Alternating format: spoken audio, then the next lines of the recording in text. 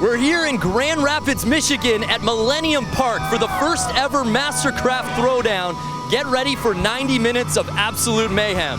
I'm Brandon Graham, and along for the ride, Alyssa Ronick and one of the greatest wakeboarders of all time, Parks Bonifay. Parks, let's get this party started.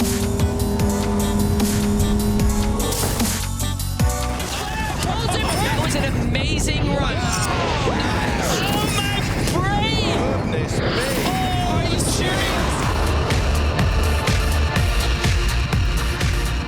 Now, on the World of XGames, a totally different kind of competition. 8 of the best wakeboarders on the planet go head-to-head in a winner-take-all throwdown. Up for grabs? Just the largest purse in wakeboard history. The Godfrey clan brings their antics to water. There's no telling what craziness will ensue. Then the world stands still as ski-jumping sensation Freddy Krueger chases his dream of soaring further than anyone has before. This is the MasterCraft Throwdown, presented by GM Marine. A beautiful Saturday afternoon here, providing us with the perfect backdrop to set off today's action. The fans are on the sand, and the boats are in the water, so it's just about that time. But for more on the Throwdown, we send it down to Alyssa Ronick. Brando, today is going to be so much fun. The MasterCraft Throwdown is a head-to-head wakeboard competition. Each rider gets 1 run, 4 hits, best score moves on to the next round. That head-to-head format is going to make for some exciting competition out here today. No doubt about it, and Parks, we take a look at this stacked field. This truly is the Elite 8 of wakeboarding. Truly is, man. There's not an easy heat out of any of these. Yeah, I can guarantee you these guys just look at the guy across from them and they're like, man, how did I draw this heat? But it's all from seeds. You got Harley Clifford going against the 8 seed Danny Harf. It's going to get interesting today for sure. Absolutely, and we start things off with a Canadian rider, arguably the most well-rounded competitor in our field, Aaron Rathy. Yeah, Rathy has a water ski background, so he has a lot of board control. He's been skiing such a young age, and like when you're a 3-event skier and you learn the basics from that young of an age, you turn into a wakeboarder as good as Aaron Rathy. He's great at spins, great at hitting jumps and rails, and you see him wrapped up with that wrap handle, backside 720, locking in the grab. Every time a guy grabs that front handle, it allows him to grab the board longer. Typically on a lot of these spins, there's like 4 to 5 handle passes. Even with that wrap, there's 3 handle passes on that, and Rathy's still locking in a grab. And since it's 1 run per rider here in the quarters, you've got to stack bangers right away. Absolutely. You only get 4 tricks, so you know there is no room for error, no room for mistakes. And there's Rathy, toe back 5. The trick he needed, just popping the handle on the very last one. And just as I was saying, you have to get all 4 tricks here. Cannot afford a safety run, particularly in this round, and unable to complete on that 4th hit as we take another look, Parks. Yeah, Rathy's starting off his run super good. Backside 720, wrapping it up. Grabbing that wrap handle again for the heel side, front side 900. Again, getting a solid grab. Man, it's unfortunate Rathy crashed on that last trick because this is probably one of the easier tricks in his run. And he's got to be just spewing to himself. What happened there? Just nerves? I mean, this is not a guy we see at many contests. The MasterCraft Throwdown, this is really his first traditional event of 2015, and you see his score coming in, a 66. So this makes it interesting for the second rider in each heat, Parks, because up next, Shota Tezuka, he knows what he has to do. The bar has been set. I don't know that you could call it a safety run, but without a complete run from Rathy, how far does Shota have to go? Well, you know, Shota definitely wants to get 4 tricks. That's #1 priority in his mind right now. Seeing that Rathy only got 3, Shota he's still got to do some really hard tricks, but he has to get all 4, and I think he knows that now. And you know, being here at the X Games with this amount of money on the line, there's a lot of hearts beating really hard right now. There's a lot of pressure on these guys, even though he's second off the dock and gets to watch Rathy go. You better believe Shota's still nervous right now. Hailing from Japan, Shota moved to the United States just 4 years ago. Without a doubt, one of the most promising young riders in wakeboarding. Yeah, it's cool to see riders come from Japan. There's been riders in the past that come from Japan and Asia, and they're always super stylish, go really big, always take pride in grabbing their board and doing stuff really clean. And we'll see if Shota can get 4 tricks and advance to his next round over Aaron Rathy. Starting off with a toe side 900, not really getting a grab there. You see Rathy grab that wrap handle, and if you're passing the handle as many times as Shota, it's hard to grab that board. And a regular 900 there. Shota 2 back-to-back toe side 900s, but not a grab on either one of them with only 4 tricks. The toe side, crow 5. Man, the judges size these tricks up head to toe, and they are analyzing this stuff as much as you can. So you have to grab your board, and there is no room for error. The heel side, front side, 720 for Shota. Seeing him throw the fist pump, he's psyched. So a clean first run for Tezuka, and I have to imagine not falling in the water. That's got to be the run that will advance him into the semis. You would think so. He's got 3 tricks over. He's got another trick over Rathy here. You see him not really getting the grab. Super clean 900 there. Back in on the other 900. He's so many handle passes. 1, 2, 3, 4 handle passes by the time he lands. Not a whole lot of time to grab. Then just slapping a grab again. I'm telling you, these judges are going to be looking at these tricks more than they do at a typical wakeboard contest, and we'll see how it plays out.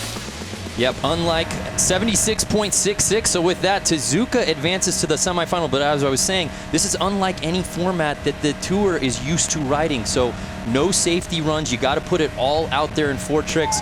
And Rathy's day ends early. So with that, Tezuka will be advancing to the semifinals as he puts on a little something for the fans as he heads out to the beach. And we take a look at our brackets to give us an idea after our first quarterfinal heat in the books. It is Tezuka who will be advancing, and we'll see who he'll face off, whether it's Mike Dowdy or Massi Piffaretti. Well, wakeboarding is taking center stage today, but we've got a lot more in store, including some on-water insanity from the first family of chaos, the Godfrey clan.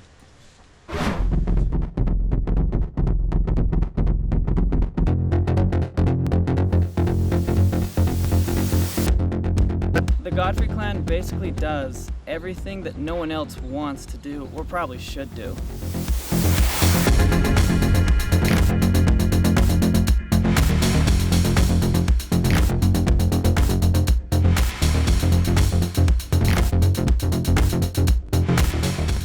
The way that we were born was under the thumb of Greg Godfrey, which is a very scary but awesome thing because Greg doesn't think like a normal human, hence that's why he created Nitro Circuses.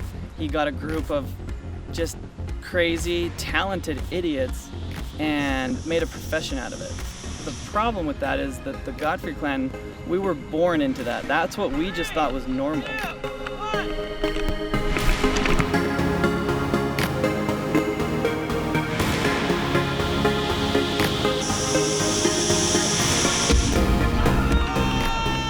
Grandpa Dick and Grandma Diane gave birth to 3 wonderful children with way too much ADD.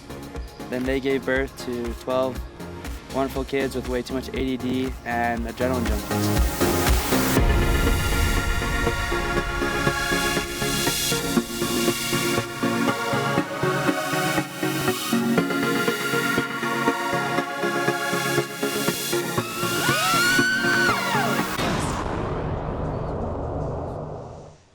And there you see the Godfrey clan with the blob is out there. We've got Slip and Fly.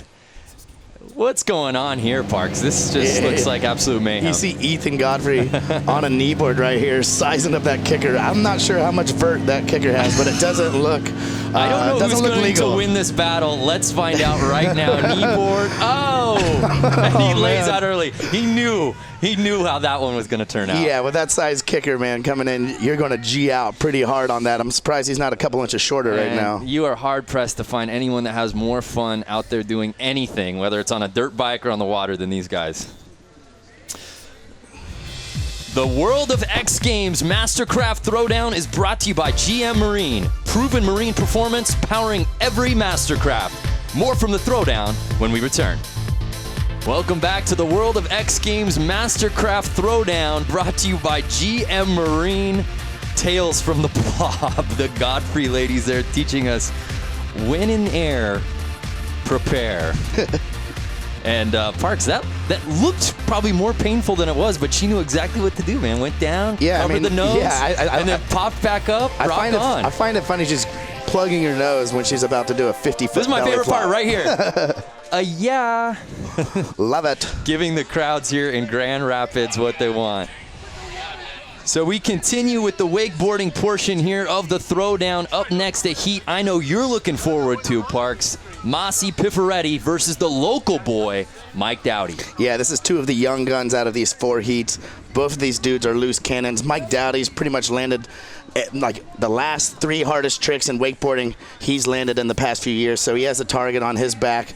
And he's probably one of the ones who could possibly take down Harley if he gets through Massi. Massi has the tricks to take down Dowdy as well. So hopefully Massi doesn't disappoint a hometown crowd here. That's right. Michigan native, grew up just 90 minutes outside of Grand Rapids. But up first in this heat, the Italian, Massi Piffaretti, our youngest competitor out here today at just 20 years old. Yeah, Massi learned to wakeboard actually on Lake Como in Italy. It's pretty much the most gorgeous lake that you could possibly. Learned to wakeboard on Lake Como and spent his winter snowboarding on the Italian Alps. Who does that? Who does that? Massi does. And he goes so big too. There it is, wrap backside 540, locking in the grab. You see guys when they grab that wrap handle, they're gonna hold that grab as long as they can, and Massi almost poked my eye out on that one. There it is, the double cab roll, and just going down on his second trick. He really went for that, Parks, and like we said, you can't afford to put down a safety run this early because you only get 1 run. So there he is putting it out there, but he can't even complete 2 tricks. As we take another look, what happened? Looks like he just got his nose kind of punched through the wake a little bit, and he just got caught up, not getting a full rotation. Looks like he needed a couple more feet of air on that to kind of get his center of weight back over his board. You see as he comes down, his toe rail just digs right into the water, and it pops the handle right out of his hand. You come up short. That's a hard trick to pull out of. So disappointing for Massi because he was having a great practice earlier this morning. We felt really good about what he had in store for today, but there you see that score of 22.33. Very disappointing, and that really opens the door for Mike Dowdy. He doesn't really have to do much, just essentially complete a run. Yeah, just get through 4 tricks. Pressure's off now. You know, this isn't a freebie, but you still have to go out there, complete at least a couple tricks. Yeah, that first trick Massi did was a decent backside 5, so, you know, as easy as it is, anything can happen out here. But I have a feeling Dowdy's focused. I've talked to him, and he's really into this event, loves the format, and I think it suits his riding. He has 4 tricks that could possibly take down any one of these guys in this event. And, you know, he's psyched. He's got family, friends, everyone on the shore here. Yep. Well, with so many friends and family here, let's learn a little bit more about Mike Dowdy.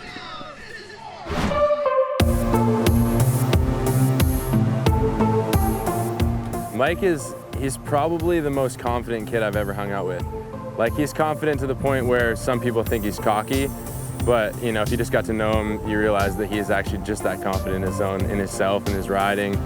I think he's really motivated to, like, be amazing. Like, he's really motivated to be the best wakeboarder in the world. You know, him and Harley have this weird tension thing because they're both, like, kind of biting at each other's heels all the time. You know, he's the one everyone's talking about right now. The hardest tricks landed in the past, like, few years have all been from Mike Dowdy.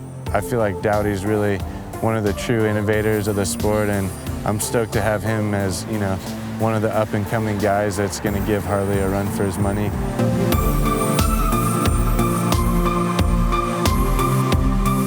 The throwdown being in Michigan is like huge for me. I get to finally go home and ride kind of on my home turf and, you know, be around my family and close friends. Oh gosh, a win in Michigan would be amazing. I mean, a win period is pretty awesome regardless, but to be in our home state and to have, you know, all of our closest friends and family up there supporting him. It's huge to come home to the biggest event, and I'm just, you know, psyched to be there, and it would be pretty unreal to make finals and to even win. I mean, that would just be next level, so I'm really hoping I can do well at this event.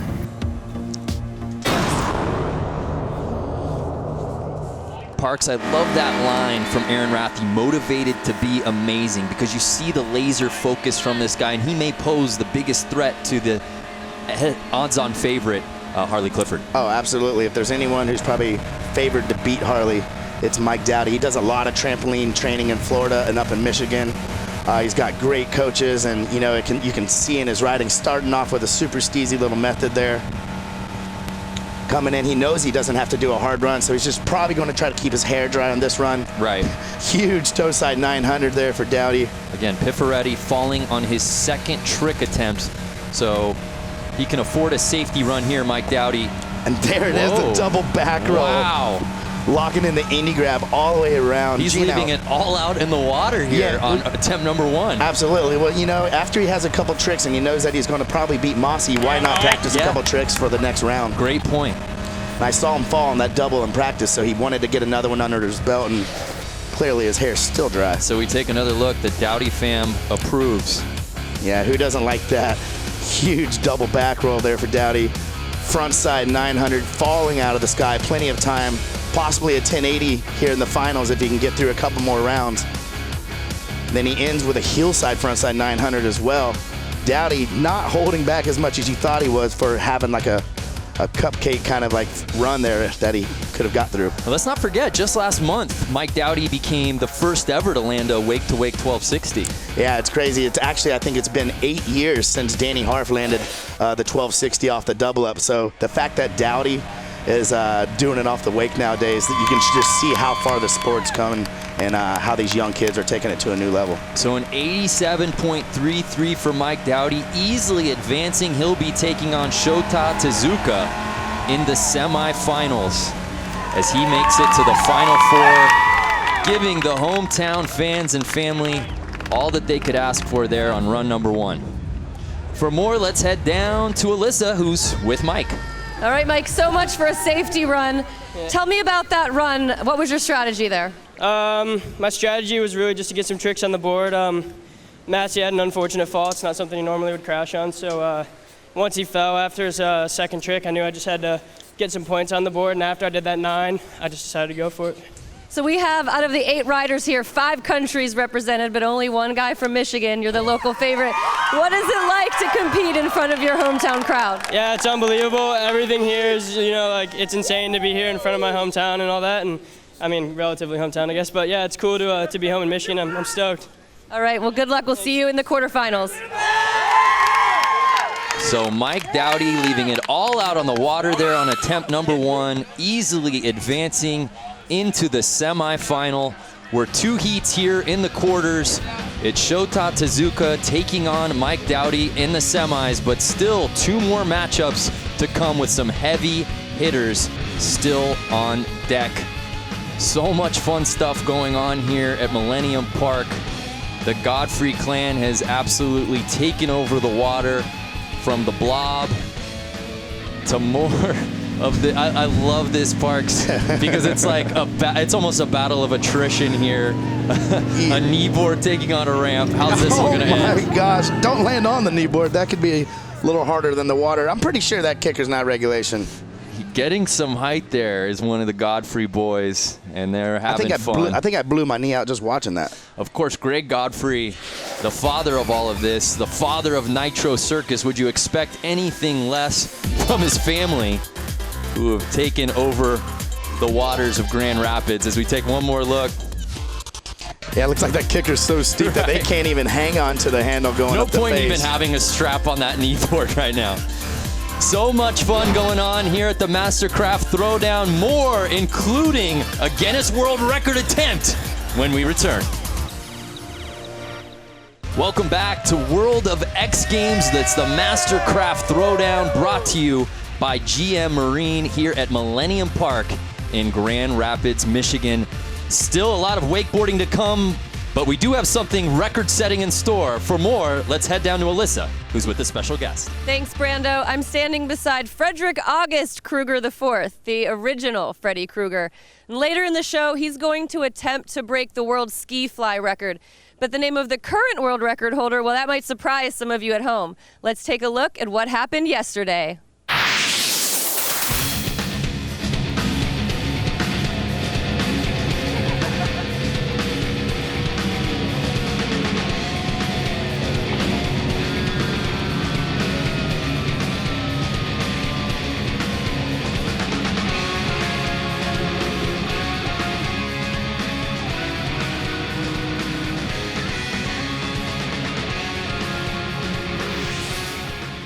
All All right, Freddie, that was absolutely incredible. Congratulations are in order. Talk about yesterday. I mean, that was practice.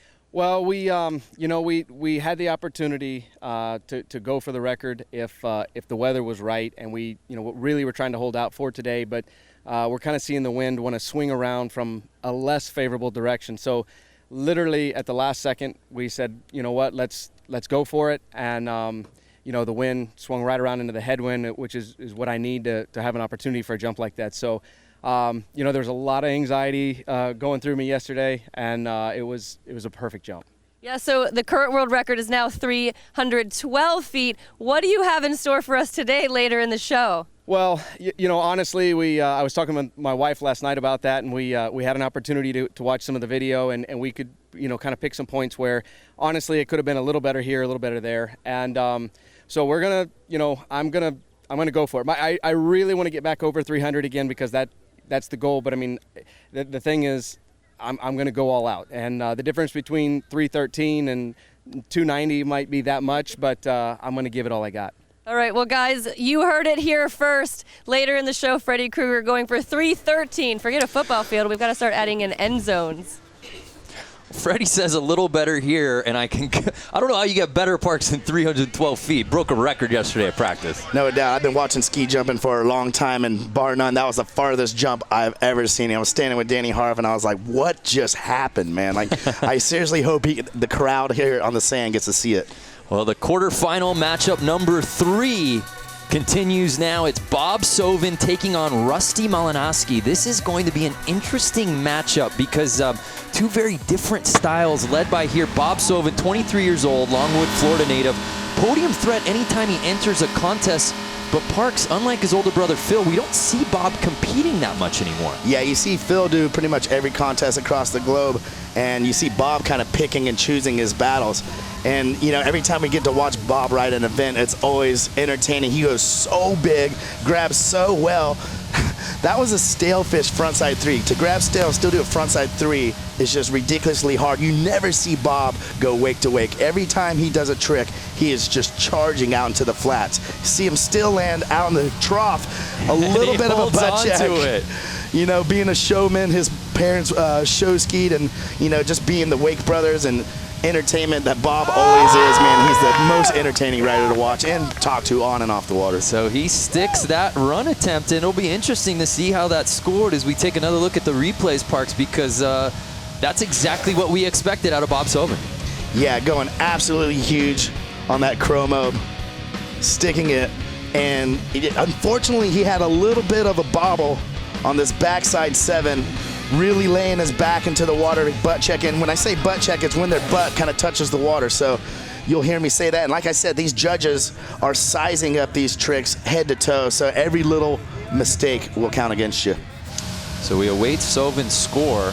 And again, if you're just joining us, it's a different type of format than most wakeboarding events. A 73 on the dot. So Malinoski has to beat a 73 if he wants to advance. But you got to lay it all out there. You got to put your heaviest tricks out, no safety runs, because you're only getting 4 tricks in one attempt. No second runs here. Absolutely, man. I mean, with 4 tricks and the heats that are, like, the guy across from the next guy is so tough to deal with. So you're going to see every guy going as hard as they can. The same caliber run in the quarters are going to be in the finals, so guys are going for it. There we see Rusty Malinoski, not only our most physically imposing competitor out here today, but perhaps the hardest working as well. Let's take a look at the work Rusty puts in on and off the water. Yeah, Rusty, big guy. Rusty's an animal. He's so much more intimidating than anyone else on tour. In a word, I describe Rusty as just intense. When he's in the room, you know Rusty's in the room. Plus, he's bigger than every other wakeboarder by like head and shoulders, so. Rusty is definitely a go-getter. He has the hardest work ethic there is in the sport, bar none. You can tell by the way he treats his body, how hard he works out and trains, how often he rides. And just the way he rides is like so powerful. We're up 6 a.m. every day with the kids. Rusty's out the door going to the gym. What's up? Am I supposed to be drinking a lot of fluids this morning? I've had a coffee. Well, last time I worked out and I didn't work out for a while, and I don't know if I didn't eat anything or drink anything, and pretty much just passed out. It just got serious. So what do I gotta check health-wise to not do this?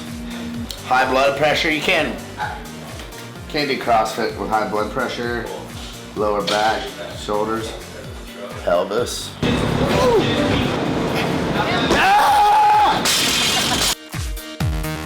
I love CrossFit because it gets your muscles on. I think the motto for us, and it kind of started with Rusty, but it's work will win when wishing won't.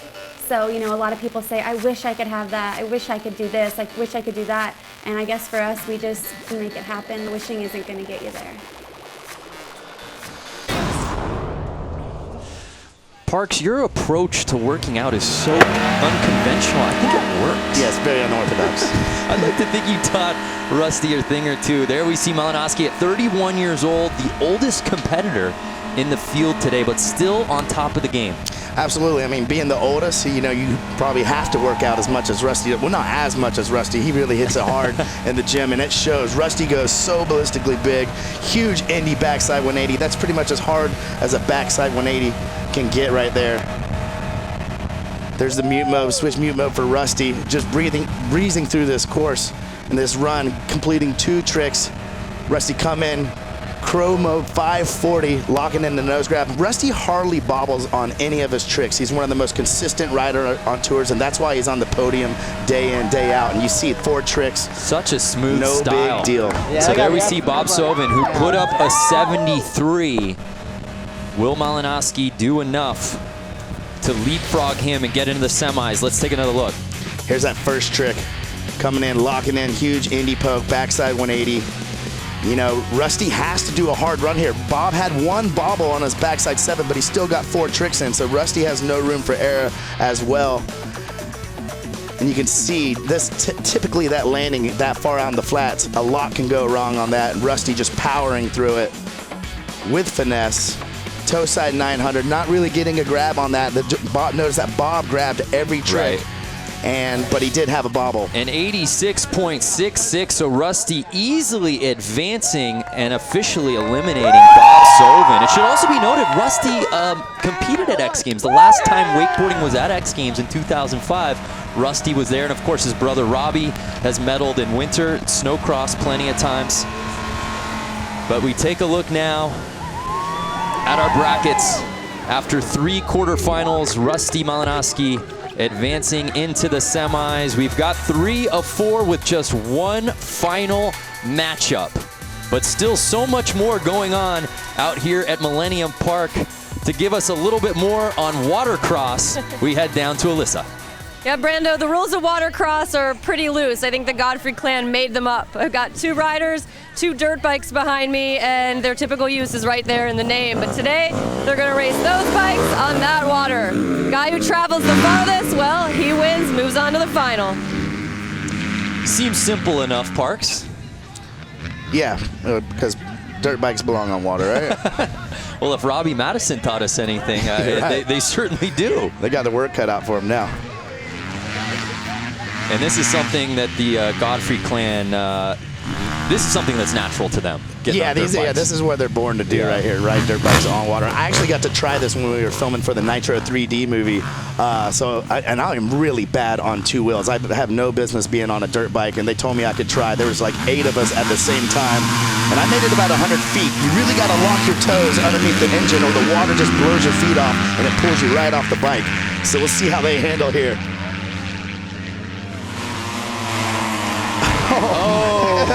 Oh, I think we have a clear winner. Oh, that is watercross for you. More to come here from Millennium Park in Grand Rapids, Michigan, when we return. Welcome back to the World of X Games MasterCraft Throwdown, brought to you by GM Marine, where the best of the best and wakeboarding have officially invaded Grand Rapids, Michigan, with the gold medal on the line. We're almost done with the quarterfinals. This is our final heat. Danny Harf taking on Harley Clifford. Parks. What a matchup this is. X Games royalty, 4-time X Games gold medalist Danny Harf taking on perhaps the best competitive wakeboarder in the world, Harley Clifford. Yeah, this is definitely the heat I've been waiting on, and a lot of people want to see.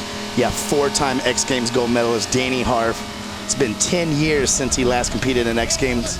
and the sport's come a long way. You got young bucks like Harley Clifford that you have to try to advance through, and it is tough. But here comes Danny Harf. First trick coming in on the hills, heel side, front side 720. Danny, I think this 4-trick format kind of helps Danny. If you have 8 tricks that you have to battle Harley on, Danny, wow, just dropping the handle on the toe side 900, and that is unfortunate, man. That is a surprise, missing the handle on just his second trick attempt, and you could see the frustration there. Take another look. Really getting a nice nose grab in on that front side 7. And then coming in, one of the reasons why Danny may have a hard time passing the handle, see how well he locks in that nose grab? All the toe side 900s we saw today, there has not been one grab on it. And it looks like he even had the handle. He had it. And then it looks like maybe he just grabbed the rubber side of the handle and it just slipped right out of his hands, and you see him just sink into despair. He can't believe it, and you don't give a guy like Harley Clifford this type of opportunity, because Harley knows all he essentially has to do is land 2 tricks and he'll be advancing. Yeah, I mean, Danny could have had the tricks put 4 together to put a lot of pressure on Harley, and really that's Harley's bag of tricks are so deep, you have to do 4 hard tricks to make him dig deeper into that bag and have a possibility of falling, because he can usually breeze through any trick, any run, in any conditions. And make it happen. That's why he's just dominating. I don't think he's lost a contest in almost, I think maybe a couple in the last year and a half. You're looking at 21-year-old Harley Clifford, hailing from the Gold Coast, 3-time King of Wake champion, most dominant wakeboarder on the planet. He's won 13 of 23 contests since the start of 2011. Man, that is just ridiculous, man. He's so talented. He's been wakeboarding at such a young age and competing in juniors, competing in junior men, and then just dominating the pro field. He's destined for wakeboarding, man. He is what it's all about right now. Doing a couple double flips in his run. So let's take a look at Harley a little earlier today in practice, trying to dial in his run. Yeah, a lot of guys I saw fall on the doubles in practice. I think the nerves are setting in on these guys even in practice, and it looks like he landed really hard on that one. The tantrum is not one that you typically want to fall on like that. It can really hurt your ankles. I've had some crashes on those, and it just knocks the wind out of you, peels the board off, shins you, hurts your ankles, and knocks the wind out of you all at the same time. He's got a sore neck from just a couple of weeks ago. He is the first rider to land back-to-back double flips in a contest, and for what it's worth, he's won at this venue before, a PWT event in 2014. So yeah, we used to do the MasterCraft Pro Wakeboard Tour here, as if Harley doesn't have a big enough advantage going second and watching Danny go. Harley's riding behind pretty much his personal boat. He has a 2016 MasterCraft X Star at home. He weights that thing up. His wake's so big, so he's so used to this wake. He's already won at this venue. He packs probably about 10,000 pounds into that boat, but with 520 horsepower, to still be able to get on plane in this short course of the venue. Well, they call him the Phenom, and I think he's about to show you why. All he's got to do is beat a score of 21, so we'll see just how safe he plays it, as he's got to feel pretty good with his chance to get into the semis. It's interesting. A lot of the first guys we saw go off the dock really came out swinging. We saw like 3 out of 4 dudes fall on their first pass going for it. And there's one Crow 5 for Harley, 1 trick down. He probably only needs about 1 more trick to advance through. And that might do it right there, even though it's just a tail grab front flip. Harley probably going to keep his hair dry on this one, breeze through, considering he already has a minor neck injury. Right. The toe side 900. You see Danny really getting that grab, and maybe that was why he popped the handle on that front mob 540. So Harley just kind of cruising through this run, not doing any doubles, no 1080s. So he's got a lot of tricks left in his bag to come out the boys. And Parks, one of the things that makes this guy so special as we take another look is he's so calculated. He knows exactly what he needs to do. That competitive state of mind gives him such an advantage in contests. Absolutely. A lot of the guys are the same age as him and have not been competing as long, but he's been since a junior, since like 7, 8 years old, he's been competing. So with time, you get strategy, and your strategy just spikes. So Clifford's score coming in, but he'll easily advance into the semis with that 76 there. He'll be taking on Rusty Malinoski. And the quarters are over, Parks. Our Final Four is officially set here. Hard to believe. Yep, Harley took out Harf, and that was the last heat of the quarters, and now we're going to move on to the semis. Thankfully, Danny Harf still has fantasy football to look forward to this year, so he still can win something. We'll remind him of that when he gets out of the water. So the Final Four is set. Shota taking on the local boy Mike Dowdy, and Rusty Malinoski taking on the top seed Harley Clifford. The World of X Games MasterCraft Throwdown is brought to you by GM Marine. Proven marine performance powering every MasterCraft. More from the finals and the semis coming up when we return. More fun from the Godfrey clan here at the MasterCraft Throwdown Cannonball. That is perfect form as we take another look. Parks, I give that a 10. Yeah, I'm going to go 9-5. She didn't point her toes on entry, and, with that kind of splash, you just can't go rewarding 10s. You're a tough judge. You always have been. Actually, from there, that's a legitimate backflop is what that is. 10 for a backflop. We're having fun here at the MasterCraft Throwdown. We're through the quarters, and it's now time for the semifinals. It's our first one between Shota Tezuka and the local boy Mike Dowdy. Parks. Both these guys getting in fairly easily with their competitors in the quarters unable to land their run. So we'll see if these guys really push themselves. But there you see the local boy Mike Dowdy. He's got the home field advantage of sorts with so many friends and family here in Grand Rapids. Yeah, absolutely. With Shota going behind you, who's first off the dock? And Dowdy is. Yeah, so with this format, there's just no room for sandbagging, no room for mistakes. Once again, these guys are in the semis now, and you're going to have to do a finals caliber run to get through this round. Again, here in the semis, it's a Final Four. Each rider getting one run each. 4 tricks per run. Cannot play it safe. Haven't been able to play it safe all day, but especially here, if you want to get in the finals and try and get a medal, you've got to put it all out there on the water, and that's exactly what Mike Dowdy plans on doing. Yeah, out of the 4 brackets that we saw all the top seed guys get through. So with Dowdy first off the dock, we'll see if he can put a stop to that trend. Coming in toe side, front side 900, fixing his boot a little bit, not getting a grab. Keep in mind, these judges are judging these tricks a lot more strict than they typically would a normal wakeboard contest. There's only 4 tricks, so they're looking him up and down, and that's the trick he wanted, the Indy double back roll. Dowdy's super psyched with that. Definitely the hardest trick in this run for him, and now if he can just get through. Oh no, Dowdy! It looks like he was going for that hillside 900 that he wanted in the first round, and he just looked like he hit the abort button halfway through. Parks, a really interesting move by him there, especially after landing that trick on the 3rd attempt. Could he have afforded to play it a little safer on that 4th? Possibly, but Shota can podium on a lot of these events too. So just because Shota's behind it doesn't mean that you can pump the brakes at all. And Dowdy was going for the same run that he did in the last round. The Indy double back roll, stopping it, grabbing it all the way around. And man, and there you the see suspension on the dock. Right there. You can see how he just marched off with some pride and ready, because he knows that Dowdy only got 2 tricks in. So Dowdy, the Michigan boy, he had the highest score in the quarterfinals with an 87 and a 78 for him here in the semi. So he's got to hope that Shota either misses on a trick or just doesn't put down a score like that. But well, keep in mind, he still did some hard tricks. That Indy double back roll, that toe side 900, like he got some tricks in, and he got with 3 tricks. Shota still has to go out there, complete 4 tricks, and still make them difficult. Despite missing 1 trick, that's still a decent enough score. So he's left himself some wiggle room. But as you said, Shota, one of the most promising young riders in wakeboarding. Parks, this is a young cat I know you've gotten a chance to really watch grow. Yeah, definitely. He rides out at Lake Roanoke all the time. Shota's been riding my pro model with Roanoke the last few years, and he goes so ballistically big on there. Charges double ups. Some of the biggest double ups I've ever seen in my life come from Shota. He's just so light, and it's almost like he doesn't know no better right now. He just goes and gets it and goes so big. So Shota can afford to lay it all out there. He knows that Dowdy did have a miss on his 4th attempt, so this one was a tough matchup. I think most people might have thought that Dowdy may have had the advantage in this one. But perhaps not so. As long as Shota can put together a clean run with some difficult tricks, he may be advancing to the final.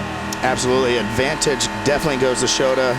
Going second off the dock, getting to watch Dowdy's run. If Dowdy stood up 4 tricks, Shota could still manipulate his run and do some different maneuvers if he need to. But with Dowdy only completing 3, Shota can kind of reanalyze his run and figure out what he needs to do. Right, and that can't be overstated enough. Being second in these heats, it is allowing a huge the advantage. other guy to put the bar down. Toe side, front side 900. And again, I mean, just like Harley, Shota rides behind this MasterCraft X-Star all day, every day, too. So he is real familiar with this wake, knows how to get around, and you can see just in practice in these first 2 rounds how clean he is riding, and it looks like he's on his way to the finals if he can get one more trick here. So like Dowdy, he's 3 for 3. This is it, his 4th and final trick. Dowdy went down on this maneuver, and there it is, Melon, front side 720 for Shota. And Dowdy, you can see it on his face. He kind of knows that it might be the end of his throwdown run. So as we take another look, the Shota fist pump tells you all you need to know about that run. He's got to feel good with his chances of getting into the final. Yeah, Shota even sneaking in a little grab on that. It looked like in the first round he didn't really grab it, but it looks like he might have snuck a couple fingers in. There's a switch, toe side, front side 900. And here's the Melon front side 720. This is the trick that Shota needed to advance. Dowdy fell on this 4th trick right here, and keeping his hair dry, board shorts dry. That was a solid run. Shota's throwing up the shakas. And you talking to Shota, you sensed a real appreciation for being out here. He understood the magnitude of this platform and this event and being amongst these 7 other riders. Absolutely. I mean, when X Games was, when Danny was winning his last X Games, Shota was probably only like 11, 10 years old, you know? So I think he learned what X Games is about and what it really means to win a medal here. And you can see in his riding that he really wants to hang that medal around that neck. So with the 81 from the judges, it is official. Shota Tezuka will be riding in our throwdown final. He's got to be psyched, man. I'm sure everyone in Japan right now is super amped that he made it through. He is jacked right now, man. He is super psyched. He's been training really hard for this, dialing in his tricks. I really haven't seen him bobble too much this whole week. Well, you'd forgive these Michigan fans if they're a little bit in disbelief that their local boy, Mike Dowdy, is not advancing to the final. But we've got one more matchup here in the semis. This is one heavy hitters. Rusty Malinoski taking on Harley Clifford. Both guys oh so consistent, so smooth. This thing's gonna be a dogfight. Yeah, absolutely. These guys duke it out every weekend. They've been battling on the podium. First place, second place, third place. Rusty's always around there, always in contention, always threatening Harley every weekend for the last 3 years. So these guys are real familiar with each other's riding. They probably even know exactly what tricks the other guy's going to go. And we'll see if that thought actually changes their run. Rusty knows that he's against the world's best wakeboarder right now, and he has to go hard into pain if he's going to get through to the finals. Rusty put down an 86.66 in the quarterfinals. Yeah, Rusty's been opening up, pulling super wide on that X-Star, doing a huge Indy backside 180. And I saw him bobble on that landing in practice one time, but not here in the semis. Rusty flowing through, one of the cleanest riders on tour. You very seldom see him butt check, drag his hand. Always typically gets a grab on a lot of his tricks. There's an Indy roll to blind. Saw him fall on that in practice, and that's got to be a big sigh of relief for Rusty. So far, a very strong run. This is his final trick to put down a score and state his case to get into the final. See him taking his time on that. Maybe there's some rollers in the course. Oh no, oh no, oh no. And the wrap, heel side, front side 900, and just losing the last handle pass. Even though you're wrapped up, you still have 2 or 3 handle passes you got to complete, and Rusty just slipped on one of them. And that is something we don't see very often from the always consistent Rusty Malinoski. As we take another look at this run first, his first couple of tricks. Man, it's so unfortunate that he fell on that last trick. He was so, I guarantee he is so pumped with this run. I talked to him earlier, he was contemplating not doing that huge roll to blind, and he ended up pulling it out, knowing he had to against Harley in the semis if he's going to get through. And look, he just missed that last handle pass with his left hand, and once one handle pass fails, you sink into the water pretty quick. So we await his scores as Harley Clifford gets ready to drop in a 73.66 on his semifinal run. Disappointing for Malinoski. And he's consistent. And if he's consistent, Harley Clifford is that much more and polished because he's been chasing him in events throughout the years. So Harley Clifford, it'll be interesting to see what he does here, Parks, again, because that was a decent enough score even with that fall. So Harley can't afford to play it too safe. Yeah, I mean, Rusty, you know, he got a mute mob. He got that huge Indy backside 180, huge Indy roll to blind. The judges are really rewarding guys when they go big out into the flats and they're grabbing their board as much as Rusty does. So we'll see how that compares. If Harley does 2 900s and doesn't grab them, we'll see how that weighs out with the judges. And he still has to get 4 tricks, even though a little bit of the pressure's off on Harley right now. You know, Rusty just left the door open a little bit, and this is the guy that you do not want to give him an inch because he'll take a mile real quick. Will Harley Clifford face Shota Tezuka in the final? We find out right now. Locking in the nose grab on that Crow 5. Harley starting off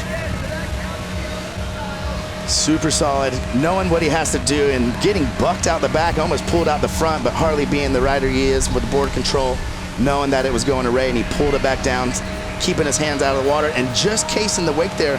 I'm telling you, Harley is lucky that Rusty fell on that last trick, because with this type of riding, not grabbing some tricks, casing the wake, it's going to dock against him on his final score. And to see even that slide around, like Harley got 4 tricks, but he still was bobbled on a couple of them, cased the wake on one, slid it around, and Rusty notices that, and he's still looking at it, and you can see how frustrated he is that he fell on that last trick, because with that run, that could have possibly beat Harley. So there you see Rusty, fingers crossed, hoping maybe, as you said, the trick selection here might change his score a little bit. I mean, it's hard to tell, man. That was a clean first trick, really grabbed that one.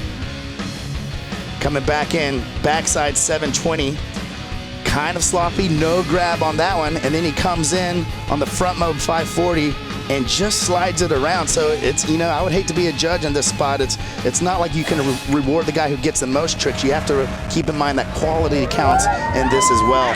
And Rusty's, the 3 tricks he did were just straight up better than Harley's, but we'll see. Well, the 3 see how it plays tricks out. outweigh the clean 4 tricks from Harley Clifford.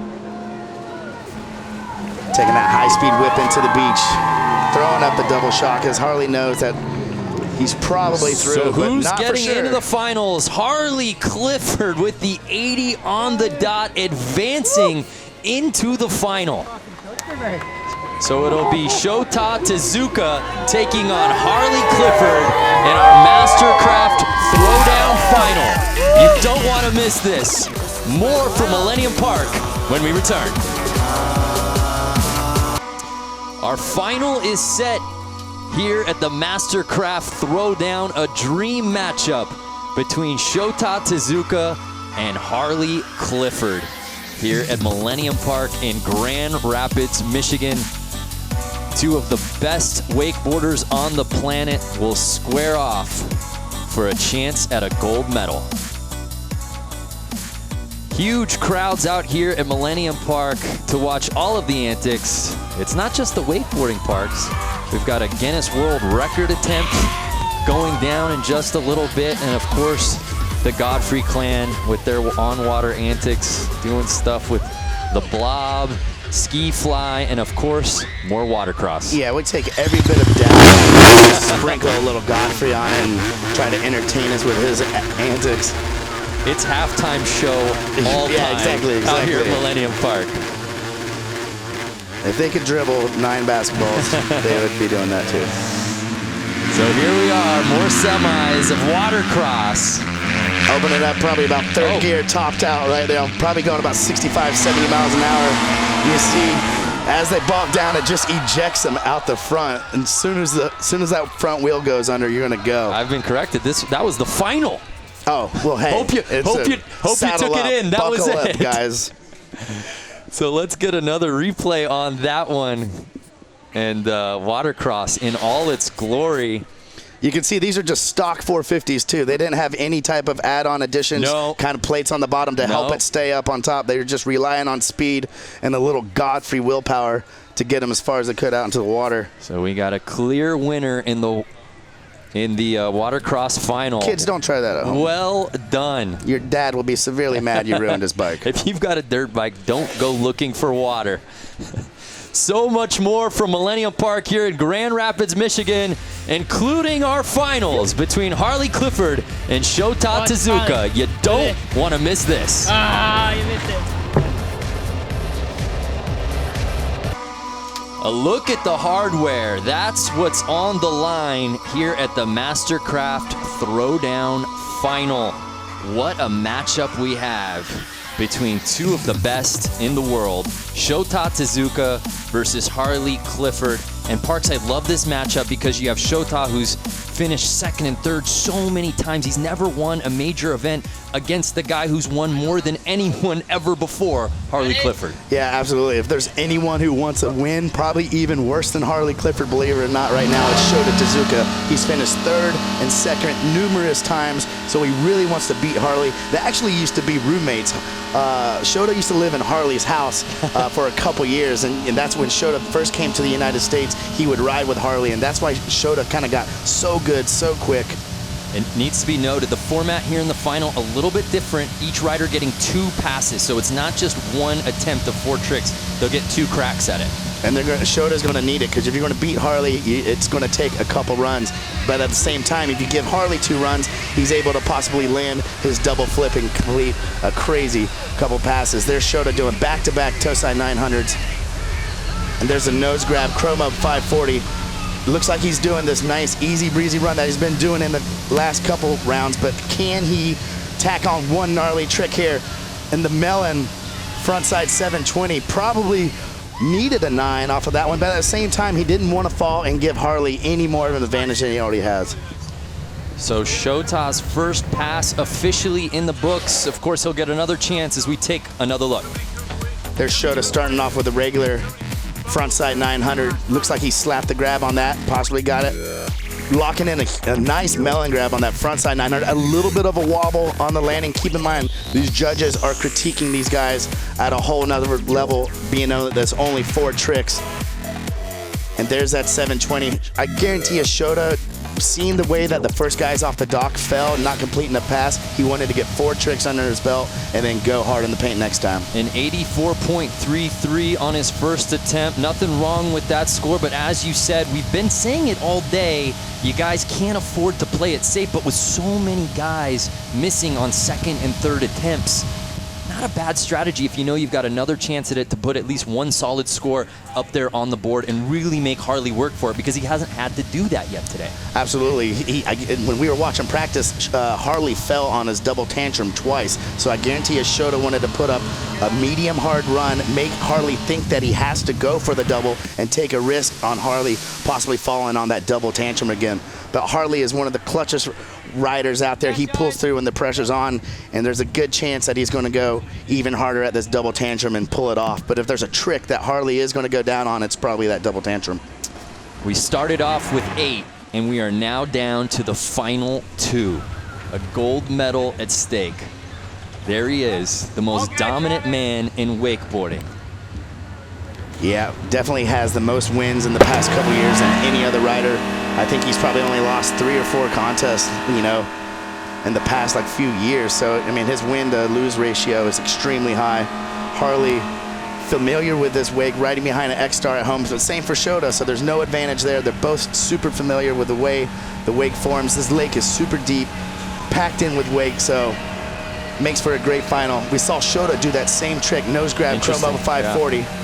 A lot of times Harley will do the same tricks that you do in your run just to play with you sometimes, man. Yeah, it's crazy. There's the heel mob 540, a spin and a half with a back roll, one of the most tech mobs that you can do. Toe side 900, not even flinching for a grab on that one, and the judges are going to dock him a little bit, and here it comes. This could possibly be the double tantrum. Does he need it, or is he going to go front mob 5 like he did? He did front mob 5 like he did in the first round.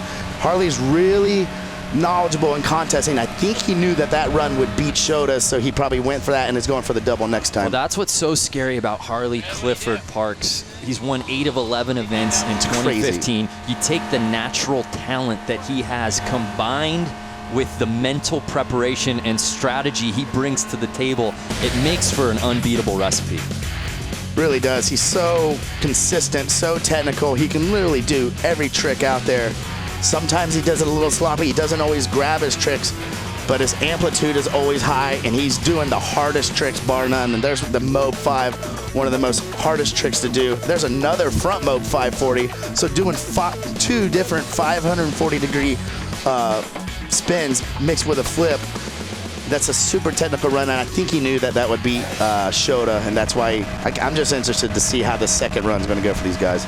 Again, each rider getting 2 attempts here in this finals matchup, unlike just the one they got in the quarters and semis, so they can afford to put a score on the board and take it from there, each getting 2 passes. Harley Clifford's score coming in at an 86.33, so that actually puts him into the top spot, at least temporarily, with Shota still having 1 more attempt to go. Yeah, exactly. Harley knew that he didn't have to do that double tantrum and risk falling and putting any more pressure on himself in that second run than he needed to. He knew if he just did that front Mob 540, that he'd get it. He probably saw Shota bobble a little bit on that front side 720, the last trick that Shota did. And keep in mind, with only 4 tricks, there's no room for a wobble, bobble, nothing.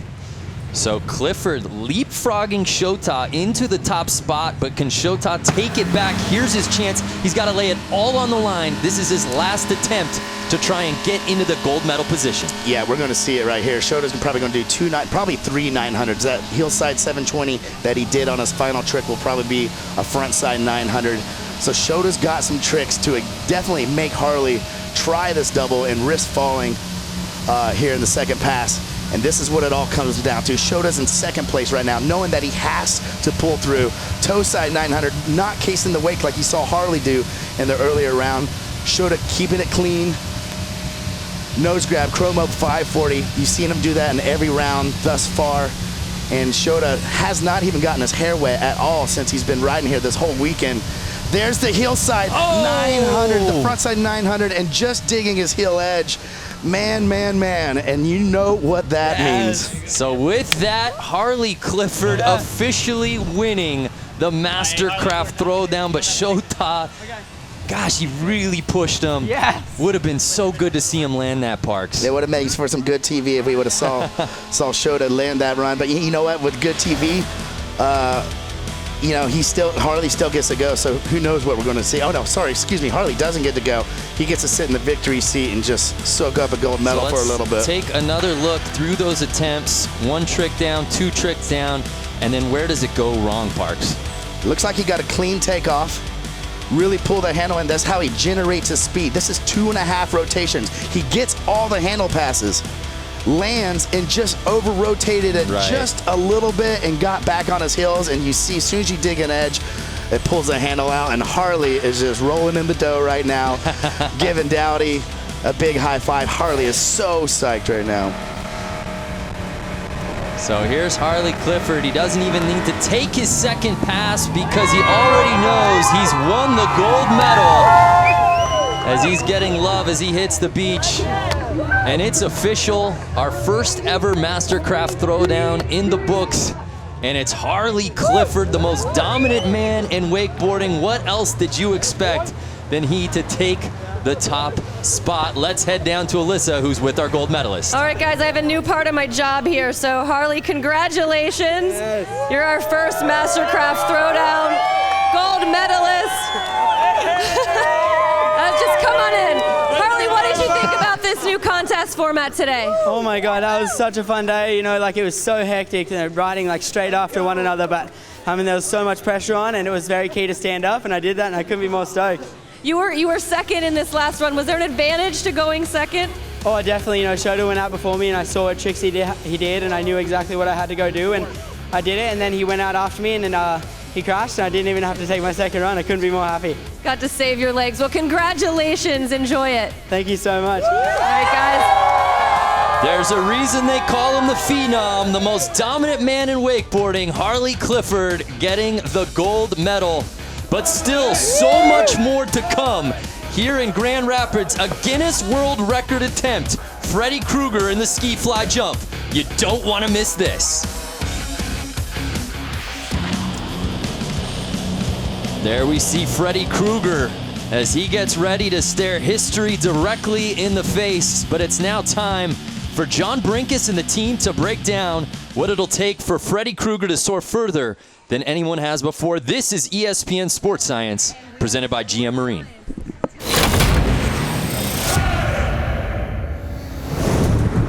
Water skier Freddy Krueger will be attempting to break the current world ski fly record of 299 feet. Here's a breakdown of what he needs to do to pull it off. In testing, Freddy calculated that to fly at least 300 feet when he hits the ramp, his optimal velocity is 72 miles an hour. The boat is only traveling 45 miles an hour. So to increase speed, Krueger utilizes centripetal force. A 104-foot-long tow rope keeps Krueger on a curved path around the boat. When he makes cuts, centripetal force helps him accelerate along the curve and ski 60% faster than the boat. Although the ramp is 14 feet wide, because Krueger is moving on an arc, his window to hit the ramp and stay on it all the way to the top is really only about 2 feet wide. And speeding at more than 105 feet per second, his window of opportunity is only open for less than 0.02 of a second, about the time it takes for his boat's propeller to make 1 1/4 rotations. And amazingly, Krueger has to initiate his cut when he's more than 3 basketball courts away from the ramp. Now, the surface of the ramp is coated with wax and a very thin layer of water. This decreases the coefficient of friction Krueger's skis experience by more than 50%. This extremely slick surface actually allows Krueger to continue accelerating to 80 miles an hour at the top of the ramp. While airborne, Krueger leans forward over his skis at a roughly 30-degree angle. Much like an airplane wing, this aerodynamic position creates higher air pressure beneath Krueger, potentially giving him enough lift to fly the length of a football field. For ESPN Sports Science, I'm John Brinkus. Well, for more on the attempt, let's head down Lakeside with Alyssa. Thanks, Brando. You know, you can really look at ski fly as a team sport. You have Freddy, you have his driver, Les Todd, and you have this boat, or more specifically, this engine. The Ilmor MV8 570 was hand-built by the folks at Ilmor High Performance. They've built engines that have powered 19 Indy 500 wins, and this one, it's 570 horsepower at 6,000 RPMs. It's a lot of power. And if you like to geek out on engines, it sounds real pretty. So Les, you want to fire up?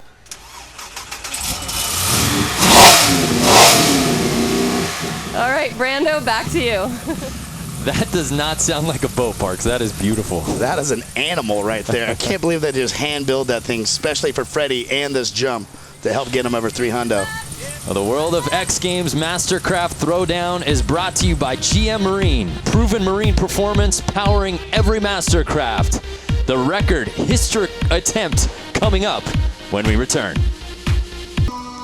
We're just moments away from watching that man, Freddy Krueger, attempt a world record sky fly. Does he have it in him? We'll find out just moments from now. But to make this thing really official, Guinness Book of World Records is in the house. Let's head it down to Alyssa, who's down there with our official adjudicator, I believe. That's right. Without this man right here, Alex Anger, nothing is official. So Alex, we know that yesterday Freddy went 3:12. Today he's going 3:13. He's going to try. What does he have to do to be officially amazing? So we've already certified Freddy's jump from yesterday. It is an official Guinness World Records title, but he wants to do even more. So we're going to take the measurement from the takeoff ramp to where his ski hits the water, and we've got multiple cameras to get pinpoint accuracy. And where will you be watching this from? I'll be right here on the beach watching his jump, and we'll be able to get a pretty instant number to know if he sets the official Guinness World Records title. All right, well, Alex, thank you. And with no further ado, let's get back up to you guys, and let's get to Freddy. Freddy Krueger jumping for 3:12. Think about that for a second, Parks. 300 feet, that's a football field. He wants to go past that. And some. And he did it yesterday. Yeah, he's pretty much jumping through the field goal. Like, it's ridiculous. And this is some pretty good wind direction. He wants about 5 miles an hour of a headwind blowing out of about 1 or 2 o'clock. It's super critical that he gets this. Cutting super wide. See how fast he accelerates through. He is and here we go. gliding right Jump now. number 1 for Freddy Krueger coming in. Can he get over the 312 barrier? Oh, he got a kick. He's going. Oh, man. That is going to be close. He looks like he knows he got it. That was unbelievable. I'm telling you, he wouldn't be celebrating like this if he knew He's got that it wouldn't dialed be in. close, man. He knew even in the air what he had, right? I mean, we got to see that one more time. That was incredible. It all builds up. All that tension, that rope tension builds up right to the bottom of the jump. And you see as he comes off, at this point, he's probably like, I got this in the bag. You can see that 312 buoy. I think he landed past. I think that's 316-ish. And he is in the air forever. It's ridiculous, man. Like 35, 40 feet going 75, 80 miles an hour. You have no room to crash on this. If you crash, that could possibly be your last jump ever. Yes. Giving the people what they want out here. And we await the record. There you saw his dad, Fred, watching on.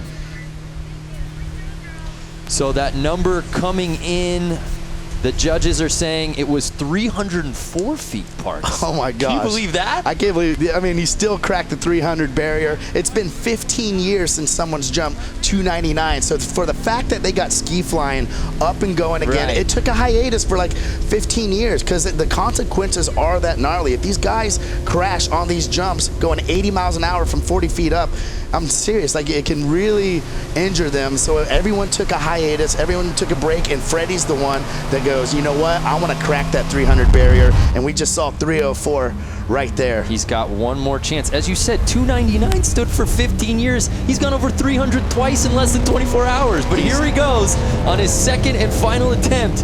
Can he get past 312? He's definitely bringing it down on the 6 on this one. He's waiting later, seeing if he can get a little more speed at the bottom. Can he get the kick? It looks like his skis maybe slipped out a little bit. Not quite. Oh, and a gnarly little tangle up there as Freddy goes down. Looks like he might have caught his tip of his ski, but I don't think that's as far as his first one anyway. So yeah, it's frustration. There you see his wife, also a pro skier. Family affair out there. It's a bittersweet thing, isn't it, Parks? I mean, he already has the record, albeit it was at practice yesterday, so he knows his name's in the book no matter what. But God. Yeah, I mean, going 312 feet yesterday, I was talking to Freddy. I was like, man, don't you wish you kind of went like 302 yesterday, and then it would be a little easier to break it? But he was like, no, man, the conditions were perfect. That's why we went for it. It all linked up. It all came together on that jump yesterday. And I've seen some jumps in my day, and that was bar none the farthest, biggest thing I've ever seen in the history of ski flying. Well, the ski fly is so taxing on the body. Man, look at that. Ouch. That's just brutal. I mean, thank God he didn't crash from 35 feet up, but that doesn't look much easier. So after posting 312 and breaking the record yesterday, today would have just been icing on the cake. Exactly. There we see our two big winners of the day. Of course, Harley Clifford winning earlier in our wakeboard event. And his name's back in the record books. Freddy Krueger, ski fly. And there we see Alex Engert. You know it's official when he's rounding the corner with that plaque. There you see Karen Truelove, his wife. And let's go down to Alyssa, who's with Freddy. All right, Freddy, you put on quite a show today, but yesterday you officially broke the world record. You've said you grew up reading Guinness Book of World Records, thumbing through those things. What does today mean to you? You know what? This is so much of a culmination of a dream for me. I've always wanted to be the best at something. Today I can officially say that. And I cannot thank MasterCraft and ESPN for all they've done to give a guy like me a chance like this. Well, let's make you officially something else. Let's bring in Alex Engert. Alex, do you want to give him his plaque? So yesterday, Freddie, you hit a jump of 312 feet, setting a new Guinness World Records title for the farthest distance water ski flying. Freddie, you're officially amazing. Thank you very much. Congratulations, Freddie. What do you have to say to that? You know, again, I'm going to get a lot of the attention here, but there's been so many people behind the scenes that have brought this together. And, you know, my wife and I always talk about being a team, and this was a team effort for real. And, you know, I'll never forget this. Awesome. Well, congratulations. Enjoy it. Thank you. One of the best guys you'll ever meet, Parks Bonifay. Congratulations to Freddy Krueger. Yeah, true privilege that we got to see that jump so big, so long, so far. I'm just glad that Freddy took the initiative and really wanted to break this 300-foot barrier and get a new world record.